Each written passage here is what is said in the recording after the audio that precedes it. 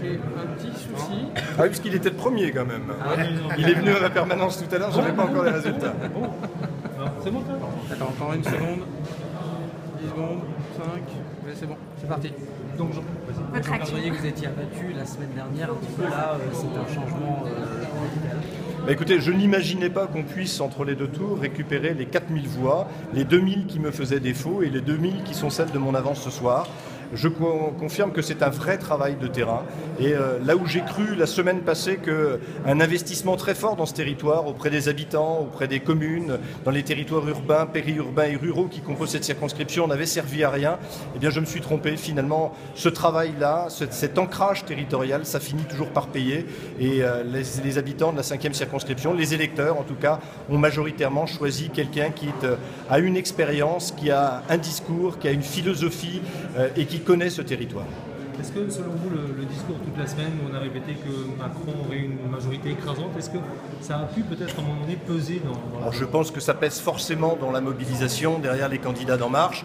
On a vu aussi ce sondage sorti en milieu de semaine avec 61% des Français qui voulaient corriger le tir du premier tour. Il y a un rééquilibrage qui se fait. Je crois que le choix des Français était très clair. Ils voulaient que le président de la République ait une majorité. Il va avoir une majorité. Il était important qu'il y ait aussi une opposition. Je suis très heureux et très fier d'incarner cette opposition dans la Sarthe. Quel député vous serez à l'Assemblée? Le député conforme à ce que j'ai toujours annoncé, je serai un député sentinelle, c'est-à-dire un député attentif et vigilant. Je ne condamne aucun projet par principe et à partir du moment où un projet sera conforme à mes convictions, conforme à ce que me semble être l'intérêt général de mon territoire et des habitants du territoire de la 5e circonscription, je l'approuverai et je le voterai. Par contre, dès lors qu'un projet viendra contrecarrer et mes convictions et ce qui me semble être l'intérêt général, je m'y opposerai avec la voix forte qu'on me connaît et les positions très affirmées qui sont les miennes généralement. Un mot sur l'abstention globale? Je crois, mais c'est un débat qui nous dépasse et qui dépasse l'élection de ce soir.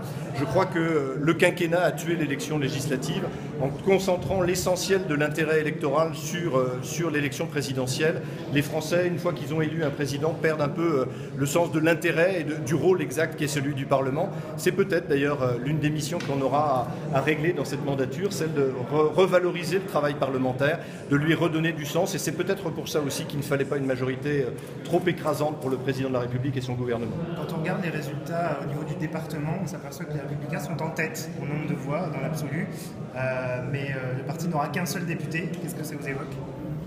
D'abord des regrets pour mes collègues, que ce soit Béatrice Pavie-Morancet, que ce soit Emmanuel Franco, que ce soit Christelle Morancet, que ce soit Samuel Chevalier. Ils ont tous fait une campagne absolument formidable. Ils avaient les mêmes atouts que moi, ils étaient aussi des élus bien ancrés dans leur territoire. Les électeurs en ont décidé autrement. Il y a une certaine forme d'injustice et en même temps, c'est la loi du genre, celle de l'élection. Et donc, mais on va continuer à se battre parce qu'effectivement, on l'a vu depuis l'élection présidentielle, on est dans un pays qui est majoritairement à droite, même si ce n'est pas ce qui ressort aujourd'hui de l'élection présidentielle ni des élections législatives. Et donc forcément, à un moment donné, il faudra que ça se fasse entendre.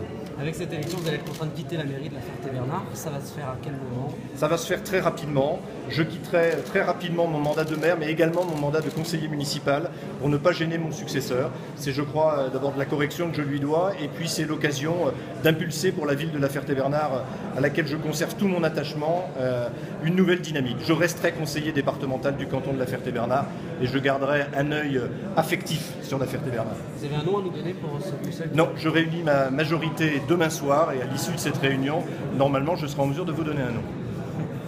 Merci beaucoup. Merci.